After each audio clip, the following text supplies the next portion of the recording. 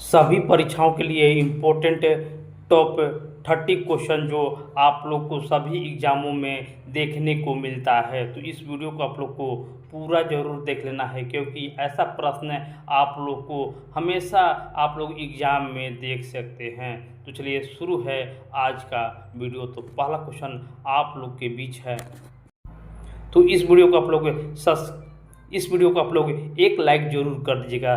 तो पहला क्वेश्चन आप लोग के बीच है, द्रविड़ शैली का प्रसिद्ध मंदिर कौन सा है? तो इनमें से द्रविड़ शैली का प्रसिद्ध मंदिर बृहदेश्वर मंदिर है। बृहदेश्वर मंदिर द्रविड़ शैली का नमूना है। हड़प्पा सभ्यता का प्रमुख उद्योग क्या था? हड़प्पा सभ्यता में प्रमुख उद्योग ऑप्शन के हिसाब से यहाँ पर ऑप्शन सी मुहर बनाना हड़प्पा सभ्यता का प्रमुख उद्योग था। भारत में पहली बार किसने सिक्का चलाए थे? भारत में पहली बार मौर्य ने, गुप्त ने, यूनानी ने या शक ने? तो भारत में पहली बार पूछे तो पहली बार मौर्यों ने भारत में पहली बार सिक्का चलाए थे। चंद्रगुप्त मौर्य के दरबारी यूनानी राजदूत कौन थे? देखिए, चंद्रगुप्त मौर्य के दरबारी यूनानी राजदूत मेगास्थनीज थे। किस मुगल शासन के काल में कला व स्थापत्य का स्वर्ण युग माना जाता है? ये प्रश्न आप लोग अपने एग्जाम में देखे होंगे, तो कमेंट बॉक्स में यस जरूर लिख लीजिएगा। तो कला और स्थापत्य का स्वर्ण युग शाहजहां के काल को कहा जाता है। तो ये भी या इम्पोर्टेंट क्वेश्चन को आप लोग को याद रख लेना है कि स्वर्ण युग शाहजहां के काल को कहा जाता है। किसने गुलाम वंश की स्थापना की? तो गुलाम वंश की स्थापना कुतुबुद्दीन ऐबक ने 1206 ईस्वी में गुलाम वंश की स्थापना की थी। महात्मा गांधी ने किस आंदोलन में नमक सत्याग्रह किया था? किस आंदोलन में सत्याग्रह किया था? तो सविनय अवज्ञा आंदोलन में महात्मा गांधी ने नमक सत्याग्रह किया था। और नमक सत्याग्रह कब हुआ, आप हमारे कमेंट बॉक्स में डाल सकते हैं। रोलेक्ट एक्ट किस वर्ष पारित हुआ था? रोलेक्ट एक्ट किस वर्ष पारित हुआ था? तो रोलेक्ट एक्ट 1919 ईस्वी में पारित हुआ था। झांसी की रानी लक्ष्मीबाई का मूल नाम क्या था? झांसी की रानी लक्ष्मीबाई का मूल नाम ऑप्शन बी मणिकर्णिका था। 1935 ईस्वी का भारत शासन अधिनियम किसके आधार पर बना था? देखिए, भारत शासन अधिनियम जो है वो कैबिनेट मिशन के आधार पर 1935 का भारत शासन अधिनियम बना था। क्वेश्चन गलत लगे तो रिपोर्ट जरूर कीजिएगा।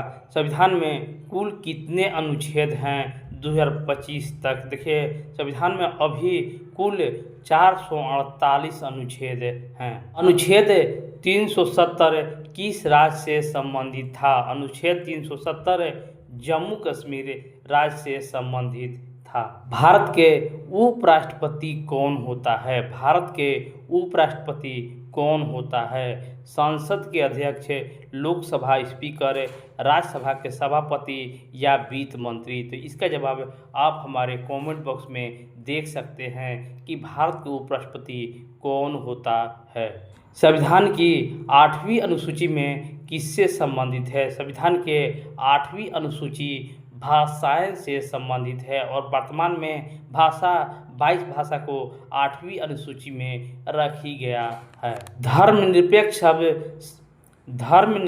शब्द संविधान में कहाँ जोड़ा गया है? धर्मनिरपेक्ष शब्द संविधान में प्रस्तावना में जोड़ा गया है। प्रस्तावना में जोड़ा गया है। अनुच्छेद 21 का ए किससे संबंधित है? 21 का ए जो है वो शिक्षा के अधिकार से अनुच्छेद 21 का ए संबंधित है। तो फ्रेंड, इसको आप लोग को रट जाना है, याद कर लेना है कि अनुच्छेद 21 के ए जो है वो शिक्षा का अधिकार से संबंधित है। भारत के राष्ट्रपति का कार्यकाल कितने वर्ष का होता है? भारत के राष्ट्रपति का कार्यकाल 5 वर्षों का होता है। संसद में कुल कितने सदन होते हैं? तो संसद में कुल 2 सदन होते हैं। एक को लोकसभा और दूसरे को राज्यसभा कहा जाता है। राज्यसभा को ऊपरी सदन और लोकसभा को निचली सदन भी कहा जाता है।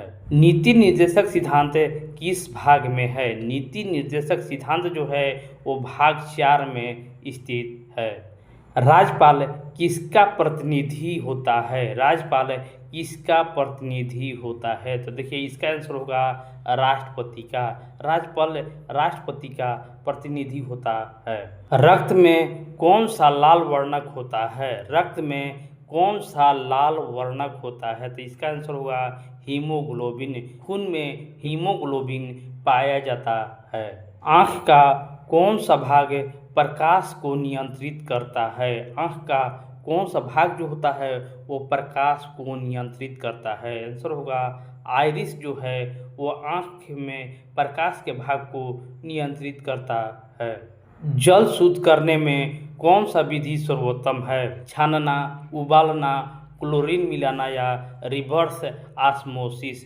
देखिए जल को शुद्ध करने में रिवर्स ऑस्मोसिस जो है वो सर्वोत्तम विधि होता है।